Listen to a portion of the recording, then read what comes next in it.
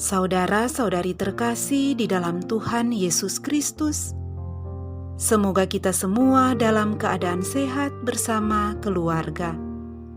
Saat ini marilah kita mendengarkan bacaan kitab suci dan renungan harian Senin 7 Februari tahun 2022. Marilah berdoa. Dalam nama Bapa dan Putra dan Roh Kudus. Amin.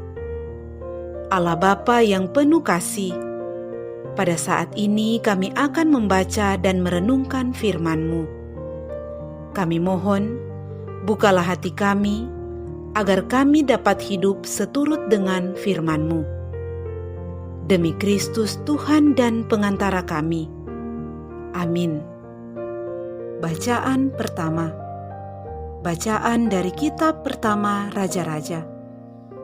Setelah rumah Allah selesai dibangun, Raja Salomo memerintahkan para tua-tua Israel dan semua kepala suku, yakni para pemimpin keluarga Israel, berkumpul di hadapannya di Yerusalem untuk mengangkut tabut perjanjian Tuhan dari kota Daud, yaitu Sion. Maka pada hari raya di bulan Etanim, yakni bulan ke-7, berkumpullah di hadapan Raja Salomo semua orang Israel. Setelah semua tua-tua Israel datang, imam-imam mengangkat tabut itu. Mereka mengangkut tabut Tuhan dan kemah pertemuan, serta segala barang kudus yang ada dalam kemah itu. Semuanya itu diangkut oleh imam-imam dan orang-orang Lewi. Sedang Raja Salomo dan segenap umat Israel yang sudah berkumpul di hadapannya, berdiri bersama-sama dengan dia di depan tabut itu, dan mempersembahkan kambing domba dan lembu sapi yang tidak terhitung dan tidak terbilang banyaknya. Kemudian imam-imam membawa tabut perjanjian itu ke tempatnya, yakni di ruang belakang rumah itu, di tempat Maha Kudus, tepat di bawah sayap kerup-kerup. Sebab kerup-kerup itu mengembangkan kedua sayapnya di atas tempat tabut itu, sehingga kerup-kerup itu menudungi tabut serta kayu-kayu pengusungan dari atas. Dalam tabut itu tidak ada apa-apa selain dari kedua loh batu yang diletakkan Musa ke dalamnya di Gunung Horeb, yakni loh-loh batu bertuliskan perjanjian yang diadakan Tuhan dengan orang Israel pada waktu perjalanan mereka keluar dari tanah Mesir. Ketika imam-imam keluar dari tempat kudus, turunlah awan memenuhi rumah Tuhan, sehingga oleh karena awan itu, imam-imam tidak tahan berdiri untuk menyelenggarakan kebaktian, sebab kemuliaan Tuhan memenuhi rumah itu. Pada waktu itu berkatalah Salomo, Tuhan telah menetapkan matahari di langit, tetapi ia memutuskan untuk diam dalam kekelaman. Sekarang aku telah mendirikan rumah kediaman bagimu, tempat engkau menetap selama-lamanya. Demikianlah sabda Tuhan, syukur kepada Allah. Bacaan Injil. Inilah Injil suci menurut Markus. Dimuliakanlah Tuhan.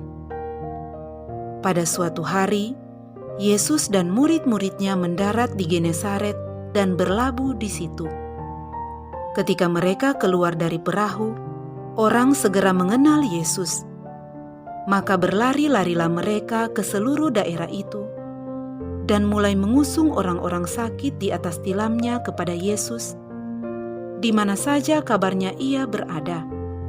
Kemanapun Yesus pergi, ke desa-desa, ke kota-kota atau ke kampung-kampung, orang meletakkan orang-orang sakit di pasar dan memohon kepadanya supaya mereka diperkenankan hanya menjamah jumbai jubahnya saja. Dan semua orang yang menjamahnya menjadi sembuh. Demikianlah sabda Tuhan. Terpujilah Kristus. Saudara-saudari terkasih di dalam Tuhan Yesus Kristus, renungan kita di saat ini diberi judul Iman yang Sederhana. Saudara-saudari terkasih, setiap orang sakit tentu ingin sembuh. Bahkan segala macam cara dilakukan untuk dapat mencapai maksud tersebut. Ada yang datang ke rumah sakit atau ke dokter. Ada juga yang mengusahakan dengan pengobatan alternatif. Bahkan, ada juga yang mempercayai dukun atau paranormal.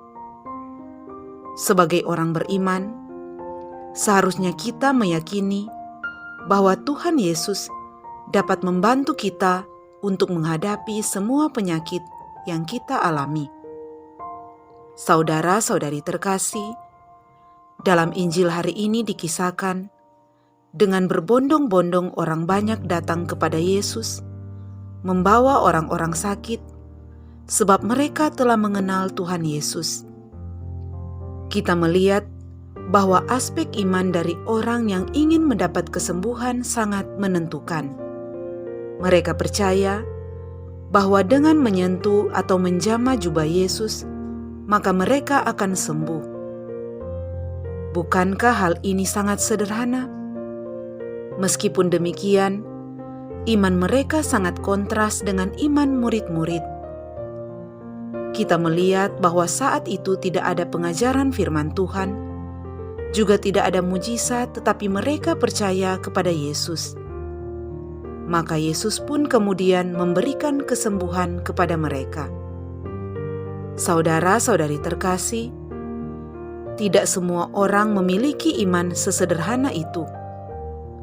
Ada yang memiliki iman yang rumit, memikirkan banyak pertimbangan dan terlalu menggunakan logika dalam imannya kepada Tuhan. Bahkan ada juga yang berpikir, apakah Tuhan bersedia mendengarkan permohonan yang sederhana? Namun kisah ini mengajarkan kita bahwa iman sederhana seperti iman seorang anak adalah yang berkenan kepadanya. Marilah berdoa. Allah Bapa yang Maha Baik, Engkau sungguh agung melebihi segala sesuatu, sebab Engkau setia akan janji-Mu. Semoga kami sungguh-sungguh mengimani Yesus Kristus Sang Mesias, saksi belas kasih-Mu. Sebab Dialah yang hidup dan berkuasa sepanjang segala masa. Amin. Dalam nama Bapa dan Putra dan Roh Kudus. Amin.